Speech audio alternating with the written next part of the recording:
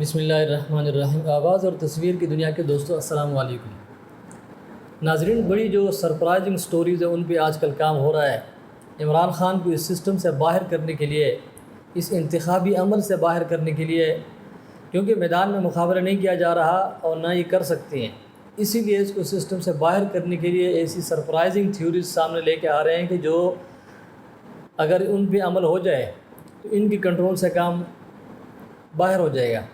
دوسری بات یہ ہے کہ جنرل فیض حمید کو جب ٹرانسفر کیا کور کمانڈر بہاولپور، تو اس کے اوپر اتنی زیادہ کنٹروورسی کیوں کریٹ کی جا رہی ہے؟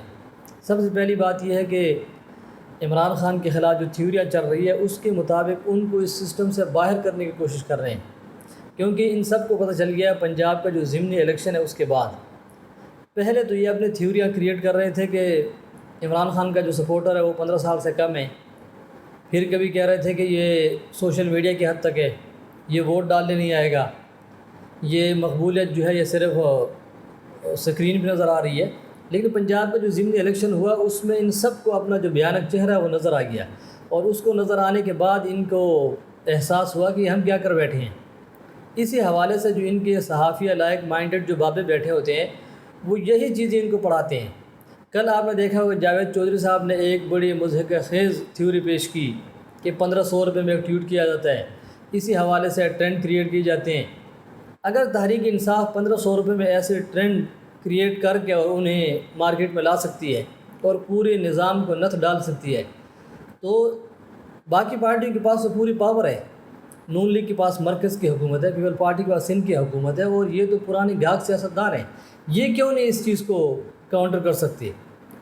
یہ صحافی وہاں بیٹھ کر صرف ڈرامے بازیاں کرتے ہیں، صرف وہ بات کرتے ہیں جو ان کی خواہش ہوتی ہے، اسے خبر بنانے کی کوشش کرتے ہیں۔ یہی چیزیں پنجاب کی ضمنی الیکشن سے پہلے کی، اور جب ان کو چہرہ نظر آ گیا حکومت کو اور لائک مائنڈڈ لوگوں کو یا جو اسٹیک ہولڈرز ہیں ان کو، تو پھر ان کو اندازہ ہوا کہ یہ ہم کیا کر بیٹھے ہیں۔ اسی لیے اب جو تھیوری چل رہی ہے وہ پہلی تو یہ ہے کہ عمران خان کو گرفتار کیا جائے، کسی طریقے سے اسے گرفتار کر کے اور اسے اس سسٹم سے سیٹ بھی کیا جائے تاکہ تحریک کا جو زور ہے بیٹھ جائے۔ لیکن آپ اسے گرفتار کر نہیں سکتے، پہلی بات تو یہ ہے۔ اگر آپ اسے گرفتار کر لیتے تو آپ اسے کہاں رکھیں گے؟ اگر پنڈی میں رکھتے ہیں یا لاہور میں رکھتے ہیں تو وہاں اس کی اپنی حکومت ہے۔ اسی حوالے سے عدالت میں اگر یہ کیس جائے گا تو عدالت اڑا کے رکھ دے گی، کیونکہ کوئی ٹھوس ثبوت ہے نہیں، آپ کے پاس کوئی کیس نہیں ہے جس میں آپ گرفتار کریں گے۔ صرف رانا ثناء اللہ اور ان جیسے جو لوگ ہیں ان کی بھڑکے ہیں، یا جو ان کے پیچھے ان کے اسٹیک ہولڈرز یا ان کے ہینڈلرز کہہ لیں آپ، ان کا اگر پریشر ہویا کہ آپ اسے گرفتار کریں، لیکن کوئی ٹھوس وجہ بھی ہونی چاہیے۔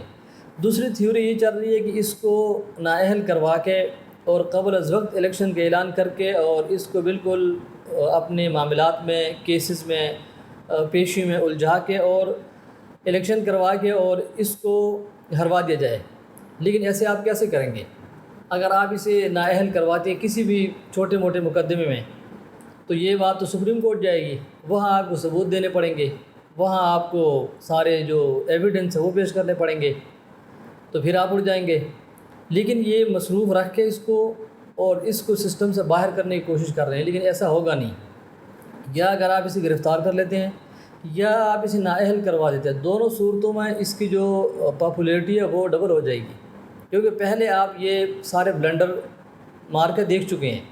اگر ابھی بھی آپ کریں گے تو آپ اس کے لیے اور زیادہ آسانیاں پیدا کریں گے۔ دوسری بات یہ ہے کہ اگر اس کو باہر کرنے سے سسٹم کی جو انسرٹینٹی ہے وہ ختم ہو سکتی ہے تو پھر تو ٹھیک ہے، لیکن اگر آپ اسے باہر کر کے دوبارہ جو غیر یقینی کی صورتحال ہے اس کو بڑھا دیتے ہیں تو پھر اس ملک کو آپ کس طرف لے کے جا رہے ہیں؟ سب سے بڑا سوال یہ ہے۔ اگر یہ نااہل ہو جاتے ہیں اور اس کی پارٹی الیکشن کا بائیکاٹ کرتی ہے یا الیکشن میں جاتی ہیں تو اس کی نتائج کیا ہوں گے؟